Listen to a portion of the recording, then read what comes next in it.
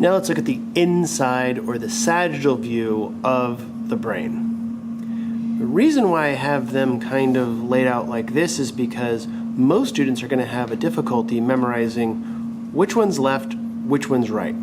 But if you look, this one's going to be different than this one and this one, because on these you can see the spinal cord is going down into the back. On this one, the spinal cord's going down, but it's going at a different direction. So this one is the opposite side. So if you brought this one and kind of put it over here, that's how these two brain sections would go. So let's see if we can find all the different structures. The easiest structure to start with is this little earlobe looking structure right here. And that structure right there is the corpus callosum. And the corpus callosum is important because that's going to be all the fiber branches from the left traveling to the right and the right traveling to the left. So when you have the corpus callosum, all the other structures become much, much easier. At the center of the corpus callosum, you'll see a little dot, and that's just a commissure. That's going to be a commissure that connects the two parts of the brain from left and right again, but this is going to be right in the middle. And you can't really see it right here, but there is an indentation right around that commissure.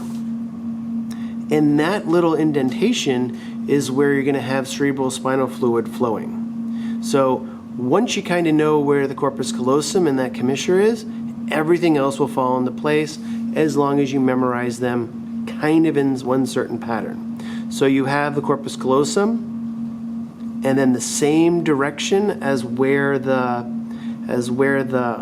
spinal cord's going. So on this one, the spinal cord's going this way to my left. So that's going to be the thalamus. Just below that commissure is going to be the hypothalamus. And just below that is going to be the optic chiasm. And posterior to the optic chiasm is going to be the mammillary body.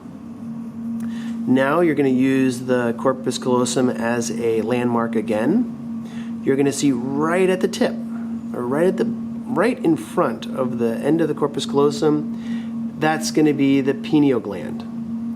And then right here, where you can see the probe is going down, that little area that it's going down, cerebral spinal fluid flows down the cerebral aqueduct. And then in this little indentation right here is the fourth ventricle. And here, you look up here, you see this nice branching of this white myelinated network. All of those white fibers are the arbor vitae, or tree of life, in the cerebellum. Now if you're looking at this area right here, that's the midbrain, the pons, and the medulla oblongata, and eventually down here it becomes the spinal cord. So if you're looking at all these, if you just go through them one by one, it's really easy. And those are all the structures you have to memorize on the sagittal section of the brain.